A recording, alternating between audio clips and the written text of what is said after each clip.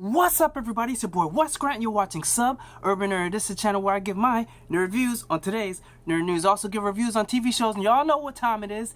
This is the season finale of The Gifted, Season 2, Episode 16, titled oMens. Now, if you guys don't remember what happened in the last episode, I'm going to give you a quick recap. It's the aftermath of what happened when the Purifiers went after the Morlocks. So, and then you've got the Venstruckers on the run, which most likely you've got Kate and Lauren on the run because they drove off with the car. You got Proudstar lost his mojo, so they can't quite find him. But then they hear over the radio that Kate and Lauren is like trapped up in some warehouse. So, and then you've got the Reed going with Captain Lightbright, but Marco's on the road to go and get them. It all works out. Lorna is trying to get out of the inner circle, but she's trying to talk Andy into it, but she doesn't quite get it. So once she gets Andy on the phone with Reed talks him in. They show up at the end. Everybody's happy except for, Clarice's so-called dad. But hey, I'll talk to you guys about that a little bit later. But that's what happened in the last episode. And this one starts off 5 years ago, pretty much having a reminiscent of was it 7/15 or whatever, the event that happened when Reed decided to become like an attorney to prosecute mutants or whatnot, and he's remembering this. And then it jumps to the forward, and you've got Andy is back with his family, with Lauren and everybody, and they're trying to figure out what to do next. They're trying to figure out how they're going to take out the inner circle, because the inner circle's planning something big real soon, right now, and they got to be the ones to stop him, because no one else is going to stop him. So you jump over to the inner circle, and they figure out that, hey, you know what? It was Lauren that kind of double-crossed them. Lorna that double-crossed them. So, Reeva ain't too happy about that. And she's like, yo, I guess we're going to have to kill him, but let's move on with the plans. And that's what a badass, villain does. Because you know what? They don't like stuff. It ain't like Skeletor or always getting pissed off, whatever. It's like calm and collective. Sort of like Magneto, and which is why she's trying to embody like what Magneto used to be. So she's very calm and collective. Even when things don't work out, she's like, you know what? Don't worry about it. Plans are still gonna go through. Do this, and bam, we're gonna get this done. And that's what it makes it even sexier, because like I said, she's always sexy. But so they still have a plan to take out the Sentinel Service building. So we'll see how that goes. But anyways, she talks about that, but her plan is she actually calls up Ryan, because she's got that dude on like speed dial for whatever call that she needs to make. So she does that and lets him know, like, yo, I'm gonna need to do something. He gets the Purifiers to basically show up with the Venstruckers where the underground is, because apparently they always knew where the underground lived, which I'm thinking they would have, because you know what, I'm thinking they should have had some tracking device on those trucks, especially when they showed up to the their house. So I always figured, like, how are they not following them or not knowing? But apparently she already knew. So they send over the Purifiers to basically surround the underground, which is Venstruckers, Marcos, Proudstar, everybody that's left. And that's when Reed and Kate was like, oh, Kate's like, yo, I got some guns. We could take care of this. And he's like, when did you get guns? She was like, don't worry about it. I've had them stashed. To go down. And she was like, yo. He was like, where'd you get this? She's like, I got it from a gun store. And so that's when he's basically talking, saying that he wants to be able to protect them. And he's having flashbacks of when he was younger, and the daughter came to talk to him about, like, something happened with mutants with powers, and she really wanted to talk to him. But you could definitely see that that was probably the moment she was going to tell him about the her powers, but she decided not to. But going back, you've got Andy and Lauren talking, because they're looking outside, because the Purifiers are rolled up deep on them, and they're trying to figure out, like, yo, what are we gonna do? Maybe we're gonna have to join our hands to do the thing. She's like, no, I'm chilling off, and he's like, yo, I don't want to kill these people, but we gotta do what we gotta do. Then all of a sudden they look, I'm like, yo, why is the door open? That wasn't open before. And that's when Fade rolls in with the Frost sisters. And Andy and Lauren tried to fight it, but you know what? The three of them in the room, they couldn't, so they basically mind controlled them, walked them out, while I guess Fade made them disappear. And then when Kate and Reed showed up, they're like, where's our kid? And they saw the table was cut, so definitely there was something going on. So they come you got Proudstar. He's trying to find him, but his mojo's still messed up because he's still seeing Blink everywhere. Or Clarice, still seeing her everywhere. And he's like, oh, the Frost Sisters, they came in here with Fade. They got her out.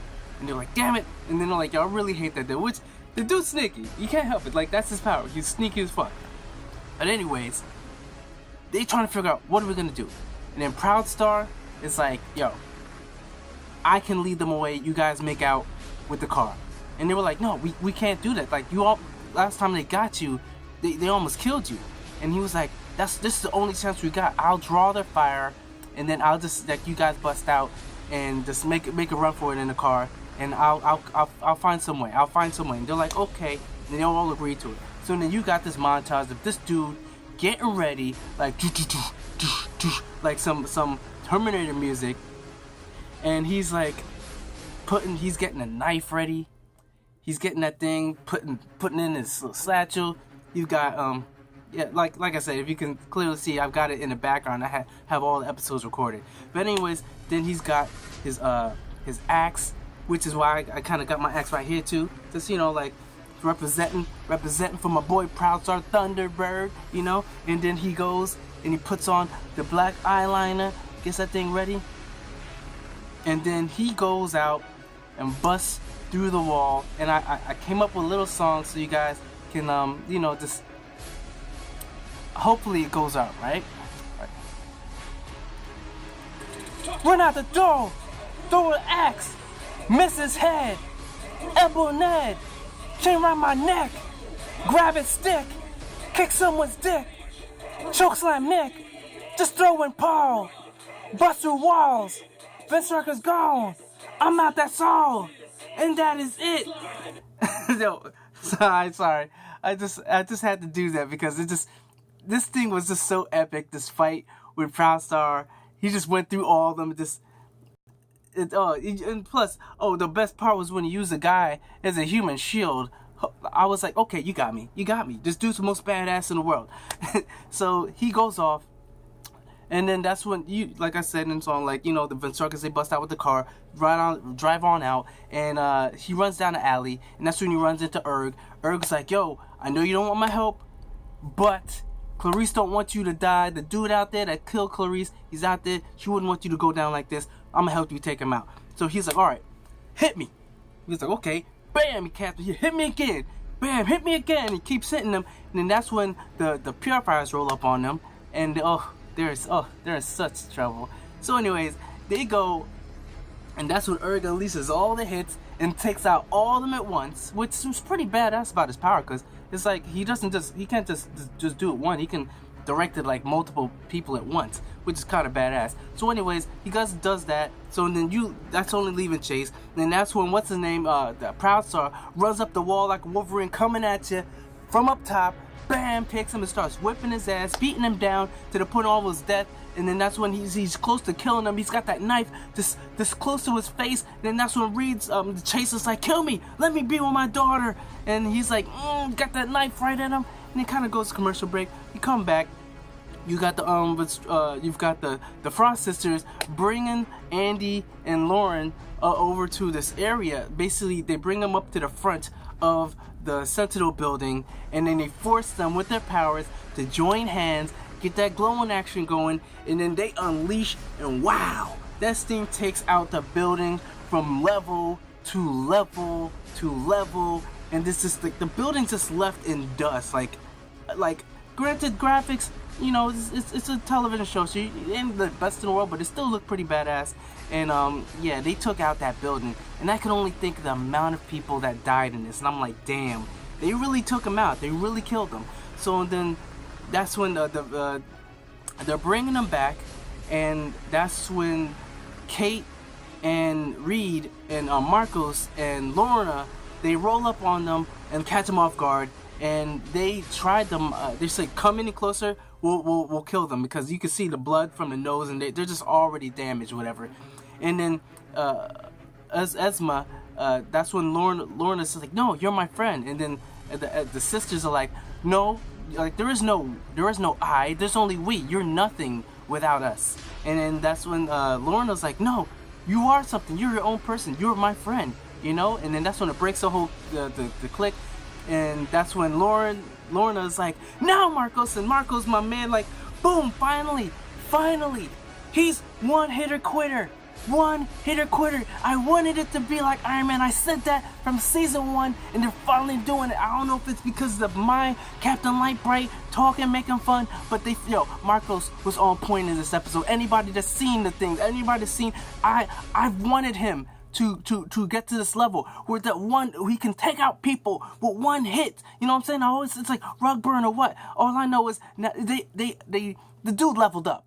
He leveled up finally, and he took the scissors out. I mean, granted, they're not the most strongest, but still, two hands, take them both out, right?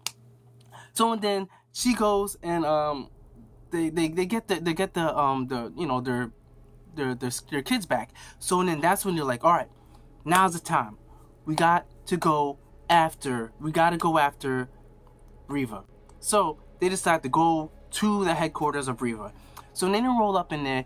They go down in the basement, and they're all like, oh, the next the girl goes and throws a bomb right in front of them, and all hell breaks loose, and they're all shooting that thing, and that's where you see Marcos as well, like, yo, he's shooting that beam. The big dude tried to throw like a box of like rockets or like missiles or whatever, and he comes around this corner with the clutch and beams that shit and blows it up right in front of the guy's face. Then what Reed's like, he's trying to get up to the top, and him and his wife are running.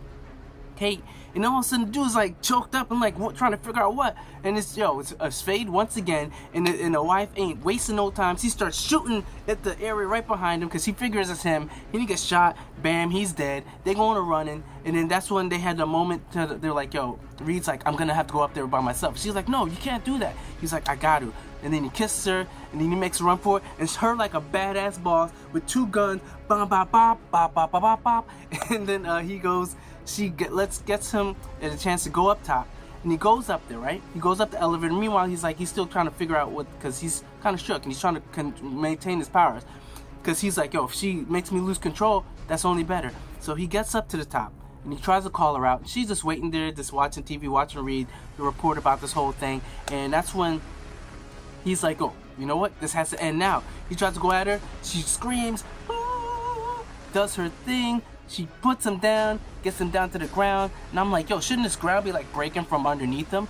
But no, I know why. They had an epic moment where he literally just Captain Combustion and releases all the power point blank right in front of her. So you can see in her face right before it happens that, oh shit, this ain't gonna happen. This ain't working for me. And bam, you see the explosion just stretch out all the way. You see her get burnt from point blank and just burnt out, and the explodes from the building. The top piece of the cracks, craters, everything's going down. This building is done. The inner circle is pretty much done. But she did inspire some people.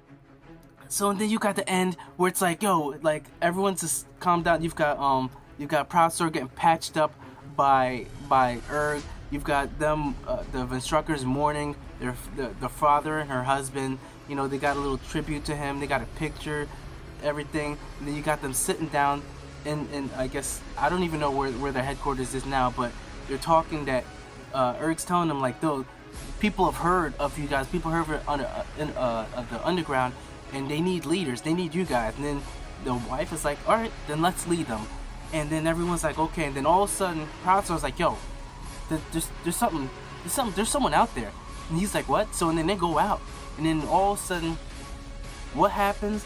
A portal or wormhole opens, and then Blink jumps out, and it's like some Terminator 2 that you have to come with me now. Like, and I told you guys when she got shot and fell in that hole, I said no one's dead in comics unless you see them officially die. You saw her get shot, but then when she dropped, you don't know what happened. But hey, for all we know, this could be another Blink from another dimension or something like that, because she did get shot a couple times. That blood wasn't fake. But I was thinking, like, maybe she like opened holes so the bullets went through the dimension, but I saw blood pop out from her, so I don't know what happened. But this season finale was epic, awesome. It just disarrayed so many things. Reed he showed off his true power, because I was expecting something like epic like that, but I didn't expect a bomb from within like that. You got Proudstar with his act, just taking people out, just being a boss, and then you've got Marcos, Captain Lightbright, who graduated from Captain Lightbright to Captain Unibeam, you know what I'm saying? Because he's just Iron Man all over the place, and I love that. So hopefully it ain't gonna be too long. I'm thinking probably it's gonna be September when this thing comes back, but hey, you guys will see me when this thing comes on, and hopefully you guys like this review of episode 16, season 2 of Gifted. Alright, and remember to put those notifications on, like this video, remember to subscribe, check out my last review, check out my playlist of the review, and remember, I'm Wes Grant, you've been watching Suburban Nerd, and you've just been nerdified. Catch you guys on the next review. Wow.